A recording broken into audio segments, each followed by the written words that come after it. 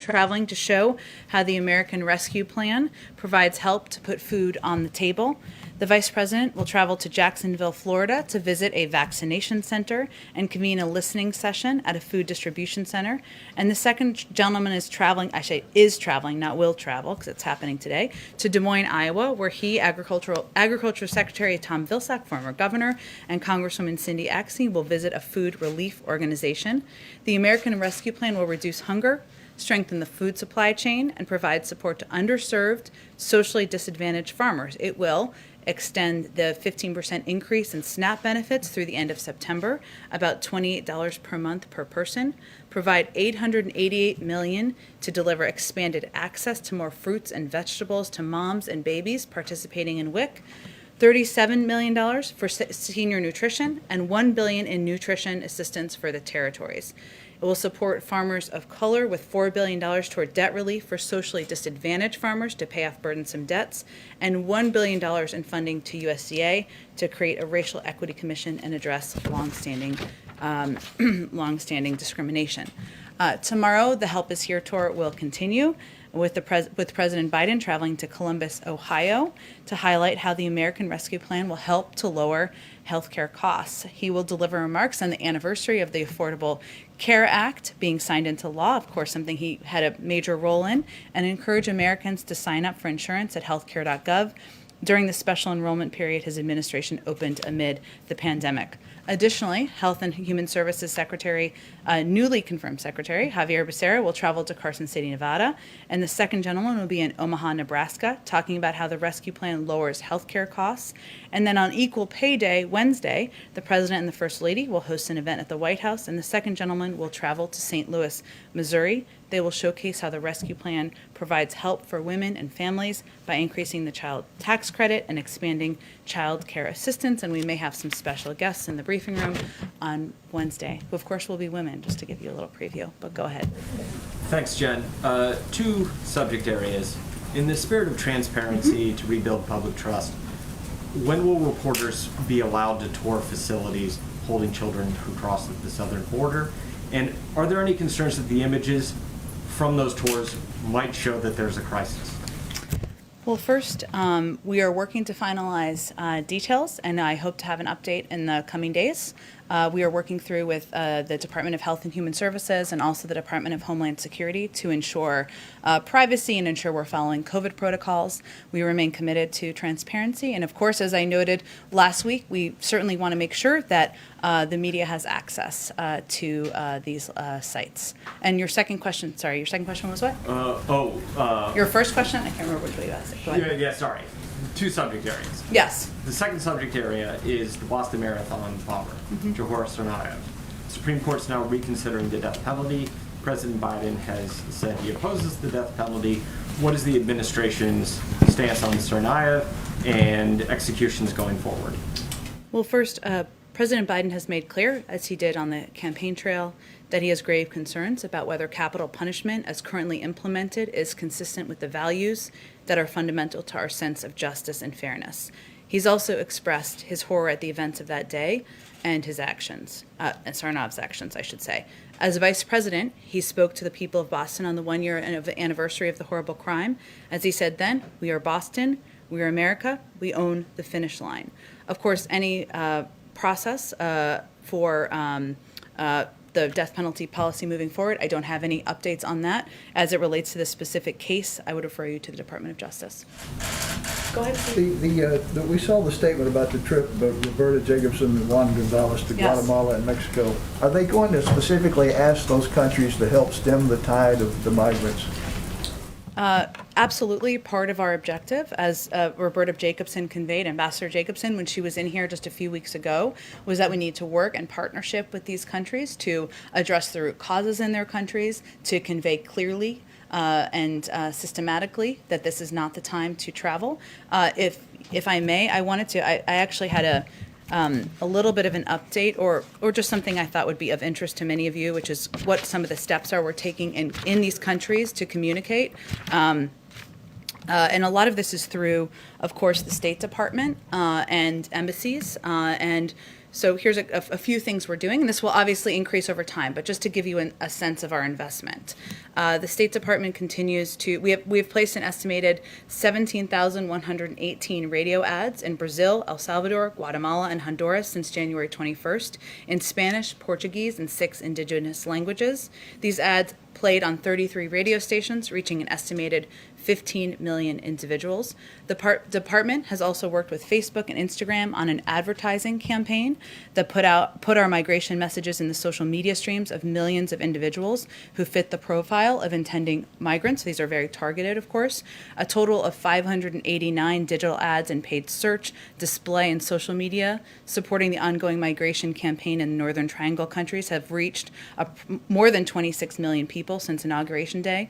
These ads created over 73 million impressions in the targeted countries, and we're also taking creative approaches in different countries to make sure we're reaching people, meeting people where they are, in some ways how we try to do things in the United States. So as an example, NBC San Salvador, a Scuro comic book and animated show seeks to deter irregular migration by addressing violence as a driver. Content focused on violent reduction reached 240,000 young Salvadorans in the targeted audience. The 2 animated episodes in this past year have been viewed by 3.6 million individuals. So each country is taking different approaches. Our embassies on the ground are obviously the experts working with countries, to your point, Steve, to figure out how to communicate clearly in languages that will be received by the people in these countries, and communicate clearly this is not the time to come, our borders are not open, and we will continue to pick this up in the weeks and months ahead. So, excuse me, is there any indication that this is working, that these ads and all this whole campaign you're running? Well, first, let me say it is difficult to note the people who did not come. That is never a number we will have a mark on. So this is just part of our effort to send a clear message. But there's no question that funding is needed to address the root causes in these countries. That's why the president has proposed funding in his immigration bill. That is an issue he has worked on in the past for many years, including with Republicans, of course, to try to provide funding to a number of, not directly to the governments, because we want to avoid corruption in some cases, but to organizations that can help address the root causes in these countries. So it is not the only step we're taking, but a number of you have asked very good questions about specific communications that we are doing in these countries, so I wanted to venture to provide an update. Go ahead. Now that the public is seeing some of the images, because the congressional delegation provided some photos and descriptions about what they witnessed, children who are frightened and crying, overcrowded conditions. Now that the public has seen that, is that not a crisis? And what conditions or situation, what metrics would have to be in place for the administration to call it that? Well, children presenting at our border who are fleeing violence, who are fleeing prosecution, who are fleeing terrible situations is not a crisis. We feel that it is our responsibility to humanely approach this circumstance and make sure they are treated and put in conditions that are safe. I will say that these photos show what we've long been saying, which is that these Border Patrol facilities are not places made for children. They are not places that we want children to be staying for an extended period of time. Our alternative is to send children back on this treacherous journey. That is not, in our view, the right choice to make. And so our focus now is on solutions and putting in place policies, including expediting processing at the border, opening up additional facilities, something that you've seen developments on over the past several days, and there'll be certainly more on. Restarting our Central American Minors Program, which was stopped in 2017. Thousands of kids should be eligible to apply for that, so they're not making this journey. So our focus is on solutions and implementing them as quickly as possible. The president said he is open to going to the border at some point. Do you have any sense if during this current situation he would consider it valuable to go there, see for himself the conditions, talk to people on the ground? Is that something we should expect? I don't have any trips to preview for you. I can tell you that the president is briefed regularly on the situation at the border and every step that he is pushing his team to take, that his team is taking to put in place actions, to put in place solutions that will expedite processing, get kids into shelters more quickly. And he is regularly briefed, but I don't have anything to preview for you on a trip. He also said one of the changes that could take place is allowing a process where those seeking asylum can do it from their home countries. But there are a lot of advocates who say that just extends the period of exposure to poverty, violence, all of those conditions, and don't support that. So how is the president going to deal with that factor? And clearly, the border is not closed, given the flow. So that seems like a message that is not in tune with what people are actually seeing based on, we're now up to 15, 16,000 kids in U.S. custody and so forth. Well, actually, the vast majority of people who come to the border are turned away. Adults, families, single people who are coming to the border are turned away. So that is a message we will continue to convey through a number of the means I have outlined for you, and the president has also conveyed that directly, as has our Secretary of Homeland Security, and as was noted earlier, there's obviously a trip to the region as well. What was your first question? Well, is the president frustrated his message isn't getting through? I don't think the president sees it that way. The president, the Secretary of Homeland Security have all conveyed that there are a number of factors at play here, including the fact that a number of the people who are making this treacherous journey are fleeing circumstances that are difficult on the economic front, to hurricanes, gang violence. There are smugglers who are making their own pushes about how this is the time to come. So we understand we're working against a lot of push factors that are pushing people to come to the region, come to the border. But what we are conveying from our end is that the border is not open. The majority of people are turned away. And we are, as we're talking about children here, and with children, our focus is on expediting the processing at the border and ensuring they can get to shelters as quickly as possible. Go ahead, Peter. Thank you, Jen. So now that Border Patrol agents in the Rio Grande Valley are letting adult migrants go without even issuing notices to appear, is the Biden immigration policy just becoming more of like the honor system? That is an inaccurate depiction of what's happening at the border. So there's no change in policy. The border remains closed. Families and single adults are being expelled under Title 42 and should not attempt to cross illegally. In the narrow circumstances in which families can't be expelled, the family is tested and quarantined as needed and placed in immigration proceedings to commence. In some cases, families are placed in removal proceedings further along in the release process. So if families are going to be deported and they're awaiting deportation, they don't need a court date and they don't need a notice to appear because it has already been determined that they will be sent back to their home countries. Sometimes that takes a minute to ensure there is proper transportation and steps in place to do that. But if Secretary Mayorkas says the border is secure, the border is closed, how is that the case if these migrants are being processed on this side of the border and then put on a bus to points unknown on this side of the border? Well, again, there are limited cases where there are families, because they can't be held in Mexico, who are processed, tested, considered at the border. Most of them are sent back to their home countries. Those are very limited cases, and it's certainly not a depiction of the overarching policy. Okay, 2 years ago, President Biden said, we're a nation that says you want to flee and you're fleeing opposition, you should come. They deserve to be heard, that's who we are. Now he says, I can say quite clearly, don't come over. So why was his position different campaigning than it is governing? Well, I think that sometimes there's language that is used by some that is not including the full context of his comments. I will say that he still believes that he wants our country to be a place where there is asylum processing at the border, where people are considered and go through a proper process, who are fleeing prosecution, who should be considered for immigration status. That is a process that is broken. It was broken by the last administration, and he wants to put in place a process through an immigration bill, through steps taken by our Department of Homeland Security and HHS to improve that process and make it safe, efficient, and effective. We're going to need some time to do that. And the president says, he told us yesterday, I know what's going on in these facilities. You say that he's been briefed with photos from the inside. He's been briefed multiple times about immigration, and often has a number of regular sets of questions for his teams. So what is his concern about this being a super spreader event where you've got 400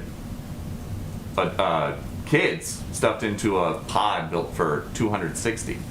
These kids are tested. If they need to be quarantined, they are quarantined. We also follow CDC guidelines to ensure that they are kept safe. One of the reasons that it took us some time to have some of these facilities or some of the shelters open to larger groups of kids is because we wanted to follow those CDC guidelines. So we certainly don't see it through that prism. We actually took the steps we did to keep these kids safe. But where else in the country would it be okay to have 400 people in a space for 260 during the pandemic? Well, again, Peter, we're closely following the CDC guidelines. That's why we're opening up additional facilities, why they've been at limited capacity in a number of these shelters. But if I may, I don't know that there are CDC guidelines that say you can be open with Are you talking about the shelters, or are you talking about the Border Patrol? Border Patrol facility. Apologies, I was misunderstanding your question. Yes. Look, I think our objective is to move. This is one of the reasons this is such a focus every single day for the president and this administration. We want to move these kids as quickly as possible through these facilities and into the shelters where there is safe spacing, and then move them into homes where there is safe spacing. And we are concerned about the public health impact. That's why we're putting in place a number of policies to expedite these processes. But at that first stop, it's just not happening. And that is part of the federal government that you guys are in charge of. Well, again, I think I've outlined for you specifically even a number of steps that we have taken and we are taking to expedite processing at the border, to ensure we're expediting the timeline, because these Border Patrol facilities are not made for children. We want to move them in part because of COVID, in part because they're not places that have the educational, the health resources, and other resources that we believe these children should have access to. That's where all of our focus is on, and why we're working to expedite things. We have a plan. We're implementing it, and we're confident we're going to be successful. We just have limited time, so I just want to go ahead. A couple questions on the vaccine, Jen. Assuming that AstraZeneca gets the green light from the FDA, what's the administration's plans for distributing that vaccine? Well, we don't want to get ahead of the FDA approval process, which I'm sure you certainly understand. And certainly for any vaccine that's approved, we would integrate it into our distribution process, equitably. Is there the sense that the U.S. would have enough supply from the other 3 vaccines that the AstraZeneca supply could all be shipped overseas? Would that be a plan from the administration? I wouldn't jump to that conclusion at this point. There are obviously a number of factors, including the fact that these variants are unpredictable. We're still at war with the virus. We don't know which one is going to work best with children. And so that's one of the reasons the president and this administration wanted to be as prepared as possible and ensure we had a range of options at our disposal. You had said on Friday that the plans were not finalized yet on sharing vaccines. Do you have anything more to update on that today? No, first, we are committed to, the U.S. has been, as you know, because you've covered it closely, one of the hardest hit countries in the world. More than 500,000 people have died. 1,400 people continue to lose their lives every single day. As I noted, there are still a number of factors that are unpredictable that we need to plan for to the best of our ability, including the variants and the impact and what will be most effective, as well as what will work best with children. We are, as we get increasing confidence that we have enough vaccine, we will explore options for sharing more broadly. We want to largely be a part of the global solution here. We recognize fully that in order to defeat the pandemic globally, the global community needs to be vaccinated, but there's a shortage of supply at this point around the world, but also including around the country still. And as you know, because you all talk to governors and other elected officials, they are still looking for supply. There are still people who want the vaccine who don't get the vaccine. We are not sitting on a secret dose of supplies. We are focused on getting these out the door as quickly as possible at this point. One more. The president on Friday seemed to suggest that he thinks you could double the goal. 100 million shots in the first 100 days already hit. And he said, we hope we can keep the pace, 2.5 million a day, maybe able to double it. Is the new goal now 200 million shots before day 100? We don't have a new goal to set. Our team is looking at that. We certainly want to put one out publicly once our health and COVID team has taken a look at what's viable, and hopefully we'll have more on that soon. Go ahead, Josh. Can I ask a follow-up to the meeting over the weekend and last week with the Chinese Sure. delegation in Alaska? Did the president get what he wanted out of that meeting? Does he have any response to what came from it? And where does it leave the countries now going forward? For instance, is the prospect of some sort of bilateral meeting between President Biden and President Xi now more or less likely? Is there anything you can give us on that?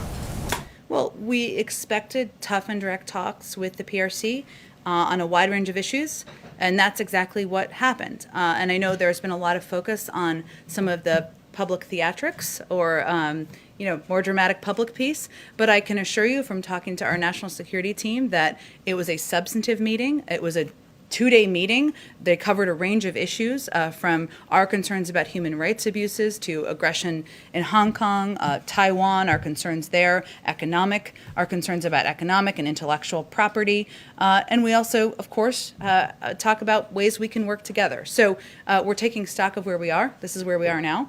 I expect the president will certainly be talking with his national security team, Jake Sullivan and Tony Blinken, our Secretary of State, National Security Advisor, who traveled, and we will have close consultation with allies and partners on the way forward. We'll continue to work with China, of course, going forward, where it's in the interest of the American people. But in terms of the next steps, Anchorage was a standalone meeting, and we don't have anything more to determine about what's next. And today the U.S., EU, and other countries announced new sanctions on China with respect to human rights abuses. Did anything happen that happened in Anchorage affect that? In other words, would the U.S. have not participated in that had certain conditions been met? Is there any link between the two? And what next steps do you think? China has retaliated against the EU. Do you expect U.S. retaliation? And is there any more sanctions that you would do if they don't act to change course with respect to the treatment of these minority groups? Well, on the first question, I'm not aware of any linkage or plans to pull that back. Obviously, this was a reaction to what we felt were serious human rights abuses. Obviously, the Europeans felt this as well against members of Xinjiang's ethnic and religious minority groups. And no meeting would change our concerns related to that. And we took action, as you noted, in unity with the United Kingdom, Canada, and the European Union, who also acted against human rights abusers in connection with these atrocities.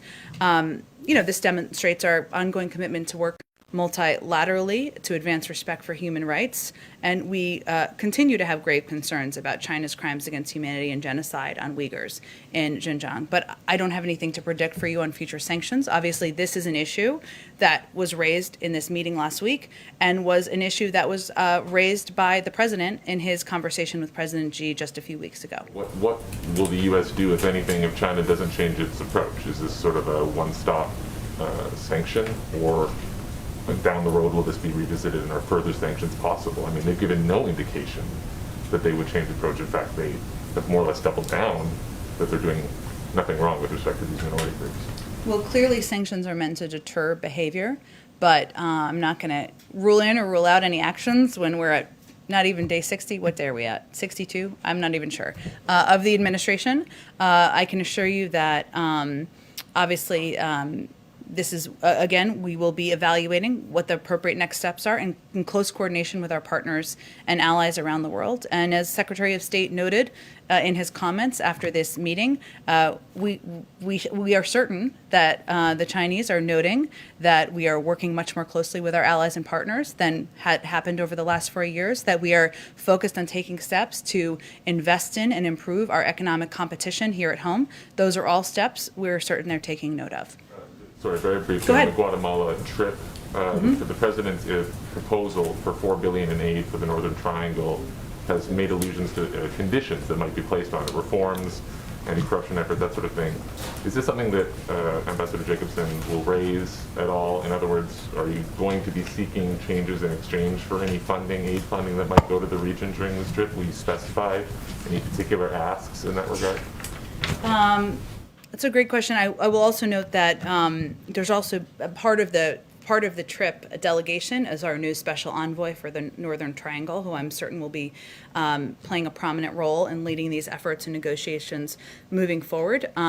Obviously, addressing issues like corruption, violence in the region and in these countries is something that is often raised with the government because we need to work through this funding mechanism through the immigration proposal with our own Congress. I don't have anything to kind of detail for you in terms of what those conversations will look like, but I'm sure when they come back, we will do a robust readout of their conversations. Okay, thank you. Go ahead. Yes, thank you. Why hasn't the administration sought a supplemental funding to send resources to the border to help the migrant children, the unaccompanied minors? Is that something that's in the offing? Well, I know Secretary Mayorkas has spoken to this exact question, which is a great one, and what he has conveyed is that the funding is not the root issue here, that there are larger issues or issues that we have been focused on working through, including processing, identifying additional facilities that we think will help address the challenges we're seeing at the border. Okay.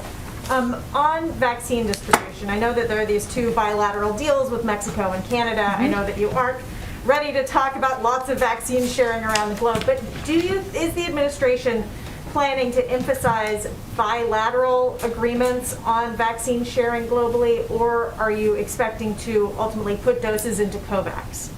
We, of course, remain committed to working through COVAX. We provided the most funding to COVAX of any country in the world with $4 billion.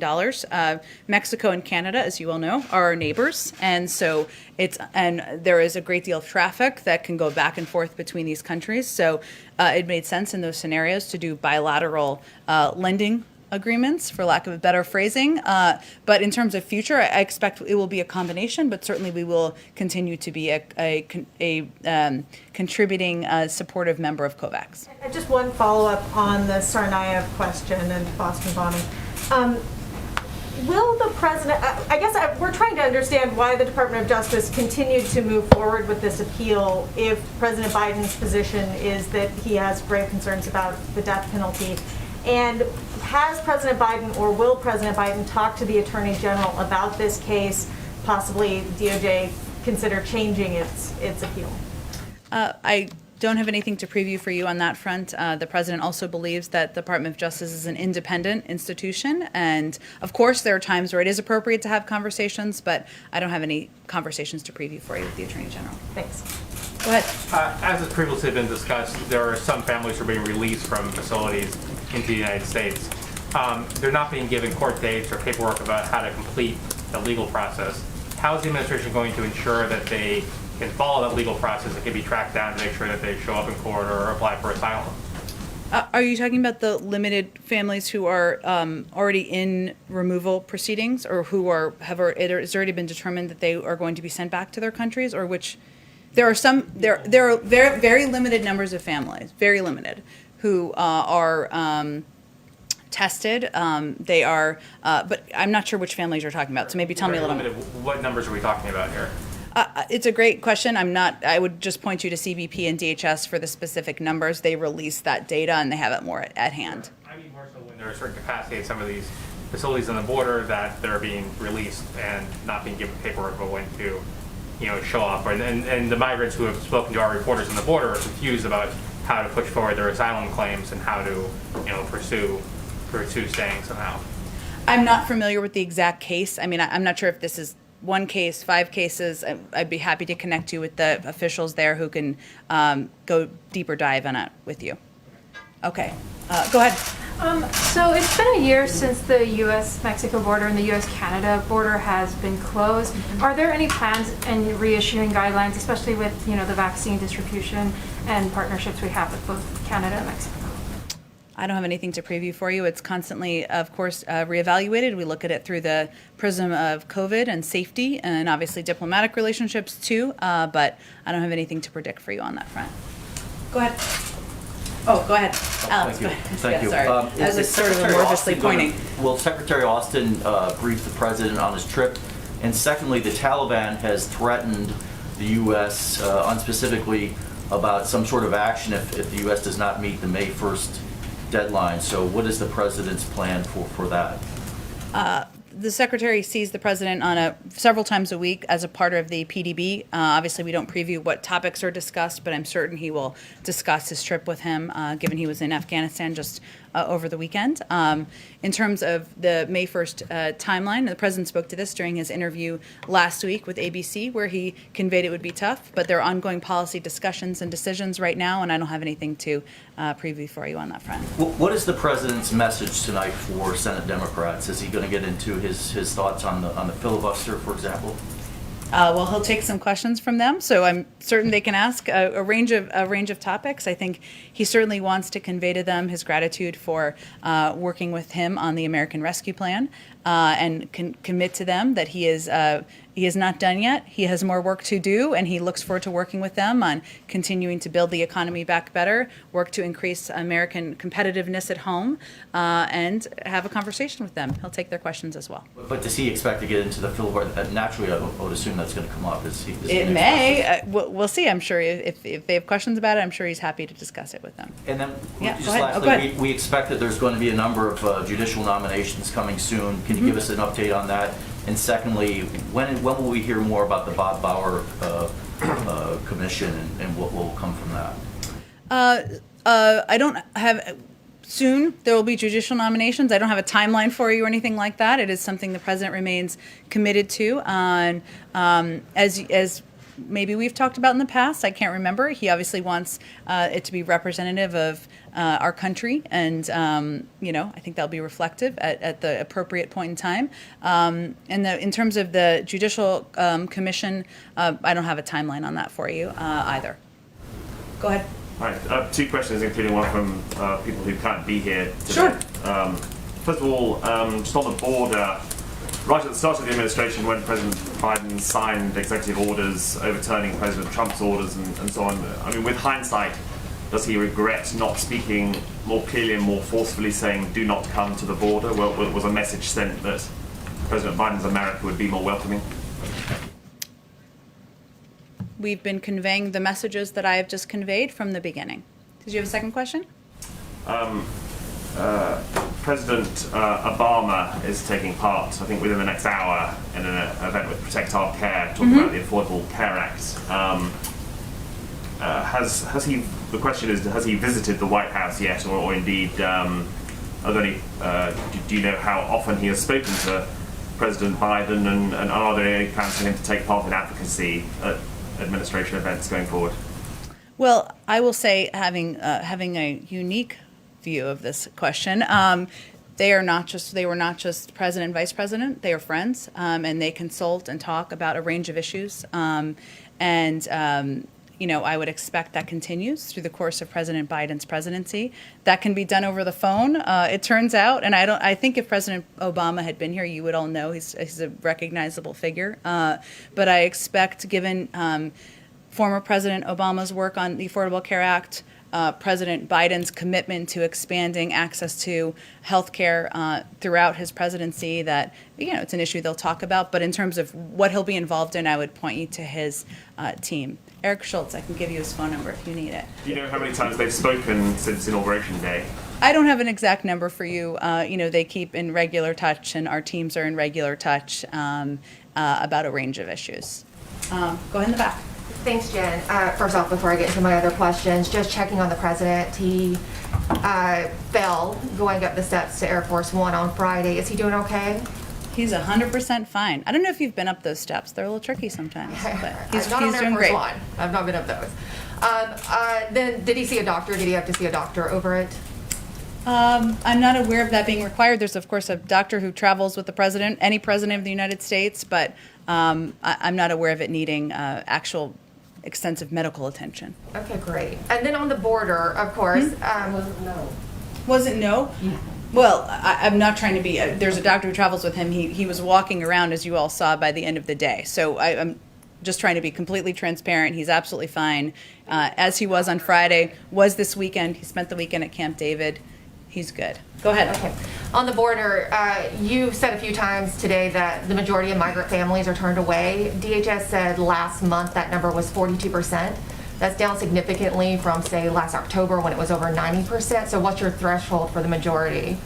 The majority of people, families, everybody who comes to the border, if you look at those overarching numbers, is turned away. DHS is the right authority for specific numbers and data on all that front, so I'd certainly encourage you to keep talking to them. So also you are opening up new facilities. One of the options that's being reported over the weekend is spending $86 million on hotel rooms for some migrants and feeding them. How do you square that with the National Guard troops who were sleeping in parking garages and, some of them got sick from having contaminated food? That's a disparity a lot of people are pointing out, that our National Guard was treated one way and then illegal immigrants are going to be put in hotel rooms. Well, first, let me say that at the time when we became aware of the conditions, National Guard troops were in parking garages, as you noted. The president called the head of the National Guard that day and offered his assistance, offered to play any role that he could play, boosting morale, asking for more aid, making sure they had the right, were treated in the way that they deserved for the incredible role they've played. So I know that was some time ago, but that was the reaction he took at the time. If I may, one more on Rachel Levine. Her confirmation has gotten a lot of opposition from Republicans, specifically about the COVID nursing home scandal. She's implicated in Pennsylvania for signing a directive on May 18th while taking her own mother out of the nursing home. There was over 12,000 senior deaths. That's half of the deaths, COVID deaths in Pennsylvania. This is the same scandal that Cuomo is facing in New York. And the governor in Pennsylvania is under investigation. So why does your administration feel that Rachel Levine should get a pass on this and get such a high official position at the Health and Human Services Department? I'd have to look into more specifics of the details here. It does not sound at all to me like that her scenario is similar to the scenario in New York, but we'll follow up with you if we have more to offer. Go ahead in the back. Thank you. Just first to follow up on Alex's question about the remarks to the Senate Democratic Caucus tonight. Is there a reason why the press pool was allowed into the remarks to the House Democratic Caucus and that is not the plan for the Senate Democrats? Was that something that was a White House decision or something that Senator Schumer and company decided? I'm happy to check on the access question. I certainly know that you guys like to have access to these these events. I will check and see what's possible. And then a question on a foreign policy topic, which I think you're familiar with through the years. Senator Menendez is leading a group of senators who are pushing for the White House to recognize the events of the Armenian genocide as a genocide rather than as atrocities of some general form.